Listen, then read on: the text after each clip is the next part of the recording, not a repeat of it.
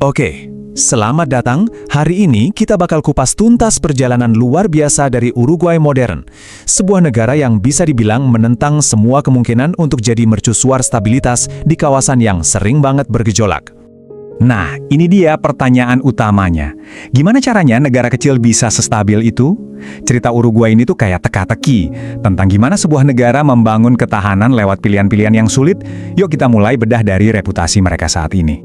Pertama-tama kita perlu paham dulu, kenapa sih Uruguay ini sering disebut sebagai anomali yang stabil? Reputasi mereka sekarang ini jadi kunci buat memahami keseluruhan cerita mereka. Kontrasnya tuh kelihatan banget.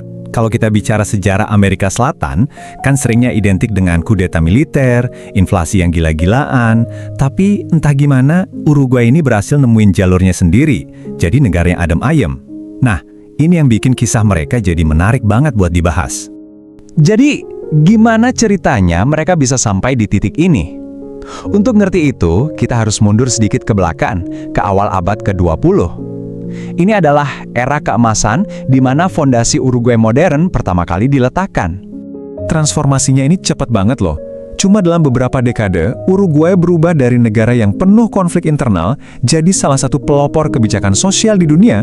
Kita bicara soal hak pilih universal, jam kerja 8 jam, sampai sistem pensiun. Semua ini tuh udah ada di sana jauh sebelum negara lain kepikiran.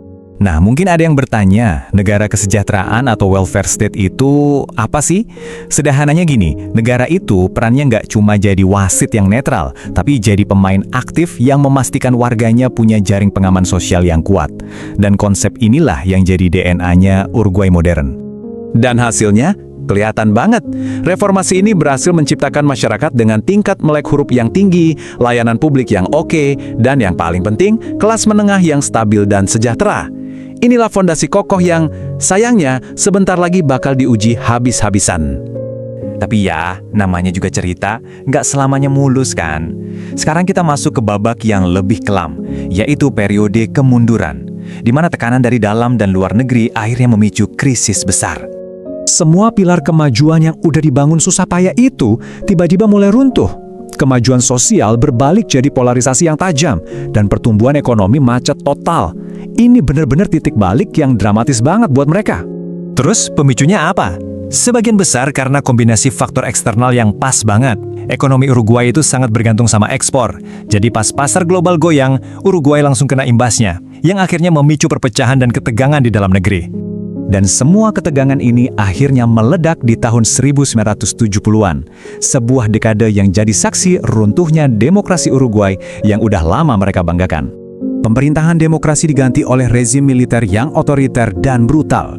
Ini adalah periode kelam yang meninggalkan luka mendalam bagi bangsa Uruguay saat kebebasan yang pernah mereka nikmati dirembut begitu saja.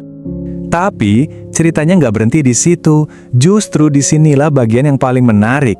Mari kita lihat gimana Uruguay bangkit lagi dan memulihkan demokrasinya dengan cara yang sangat Uruguay banget. Nah, ini proses pemulihannya. Tuntutan untuk perubahan memang makin kencang, tapi yang benar-benar bikin beda itu adalah jalan yang mereka pilih. Bukannya lewat revolusi berdarah, para pemimpin politiknya justru kembali ke tradisi lama mereka, kompromi dan negosiasi. Ini nunjukin kedewasaan politik yang luar biasa. Dan inilah yang sekali lagi bikin Uruguay jadi istimewa. Banyak negara lain di kawasan itu yang transisinya penuh kekerasan. Tapi kemampuan Uruguay untuk membangun kembali jembatan menuju demokrasi adalah bukti dari budaya politik yang udah mereka pupuk puluhan tahun. Budaya yang lebih menghargai dialog daripada dogma. Oke, jadi dari semua perjalanan naik turun ini, apa sih pelajaran yang bisa kita ambil dari kisah Uruguay? Yuk, kita rangkum beberapa poin kuncinya. Poin yang paling penting adalah, mereka nggak cuma sekedar kembali ke titik awal. Mereka justru secara sadar memperkuat lagi fondasi yang dulu pernah bikin mereka sukses, menjadikan demokrasi dan kesejahteraan sosial sebagai pilar utama masyarakat mereka sekali lagi. Nah, ini membawa kita ke inti ceritanya. Uruguay itu bukannya tanpa tantangan ya.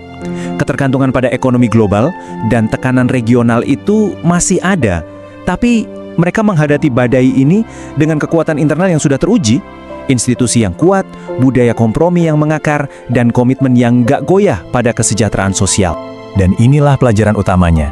Uruguay adalah bukti nyata kalau kekuatan sebuah bangsa itu nggak diukur dari luas wilayah atau kekuatan militernya.